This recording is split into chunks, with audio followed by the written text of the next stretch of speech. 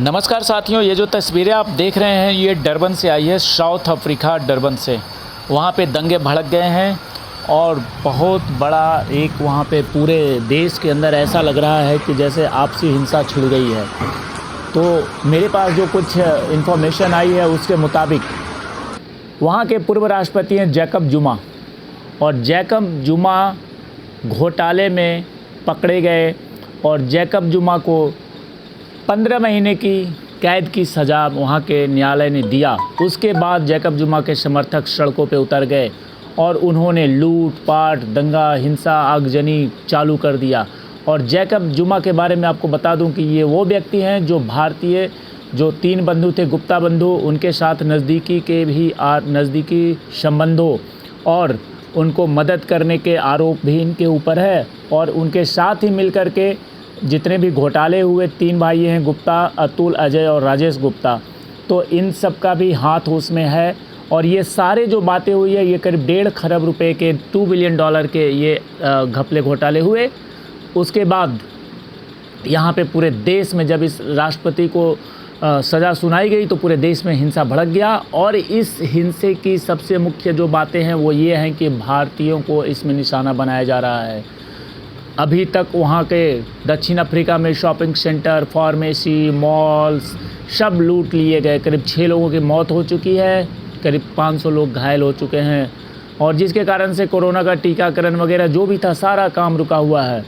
और इस मामले में अभी तक दंगाइयों जो भी थे उनके जान माल इतने नुकसान वो लोग पहुँचा रहे हैं, ख़ास करके भारतीयों को, कि भारतीय लोग अपनी सुरक्षा अपने हाथों से खुद कर रहे हैं। भारतीयों ने खुद हथियार उठा लिया है।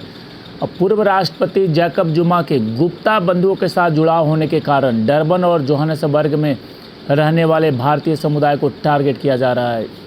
और इस तरह से एक ट्विटर हैंडल ने भारतीयों के खिलाफ दंगे को भड़काते हुए लिखा है कि हमें यह नहीं भूलना चाहिए कि जैकब जुमा ने हमारे देश को इंडियन मोनोपोली कैपिटल को बेच दिया है।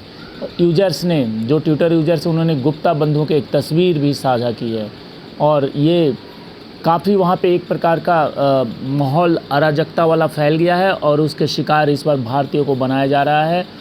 मेरे पास कुछ भारतीय जो साउथ अफ्रीका में रहते हैं उन्होंने कुछ वीडियो वहाँ से भेजे, कुछ फ़ोटोग्राफ्स भेजे, और उन्होंने कहा कि स्थिति बहुत ही नाजुक है, स्थिति अच्छी नहीं है डरबन की, और ये सब लोग बहुत ही भयभीत हैं और अपनी सुरक्षा के लिए भारत की सरकार से गुहार लगा रहे हैं। उन्होंने मेल, ईमेल और तरह तरह की चीज़ें भेज करके भारतीय जो भी हैं वो अपनी सुरक्षा की मांग कर रहे हैं। क्योंकि आपको बता दें कि दक्षिण अफ्रीका के पूर्व राष्ट्रपति जैकब जुमा को 7 जुलाई 2021 को गिरफ्तार कर लिया गया था, और उसके बाद से ही वहाँ पे अराजकता और दंगे के हालात हो गए। देश में लूटपाट, आगजनी और हिंसा की घटनाएं बढ़ने लगी। ऐसे में वहाँ रहने वाले भारतीय मूल के लोगों, उनके घरों, व्यवसायों को भी खतरा का सामना करना पड़ा। और धीरे धीरे ये लड़ाई, ये जो अराजकता की स्थिति है, ये बढ़ती चली गई। और उसके बाद उसमें जो निशाना बना गया वो भारतीयों को निशाना बनाया गया। और भारतीयों को जब निशाना बनाया गया तो वहाँ पे न तो पुलिस कोई सुरक्षा दे रही है, न किसी प्रकार की कोई सुरक्षा है सरकार की तरफ से। इसके बाद भारतीय समुदाय ने अपनी सुरक्षा और लुटेरे के खिलाफ अपनी सुरक्षा के लिए खुद ही हथियार उठाए। हथियार मीन्स की लाठी, डंडे जो भी थे वो उठा करके अपनी अपनी जो भी उनकी कॉलोनी है, जो भी उनके एरियाज़ हैं, उसमें वो लोग खुद ही पहरा कर रहे हैं और खुद ही सुरक्षा कर रहे हैं।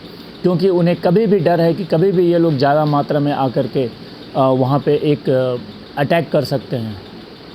और दक्षिण अफ्रीका में कभी रंग भेद नीति की अगुवाई करने वाले जैकब जुमा को 15 महीने के लिए कैद किया गया है।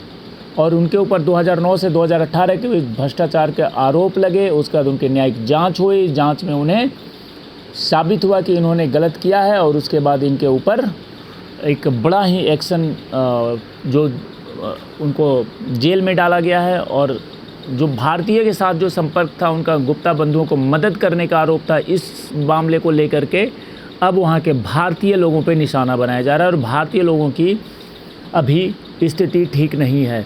तो इसको लेके अब भारत सरकार को बहुत बड़ा एक्शन लेना चाहिए। और उन सबकी भी डिमांड है जो डरबन में रह रहे हैं, साउथ अफ्रीका में रह रहे हैं, कि उनकी सुरक्षा की जाए जल्दी से जल्दी।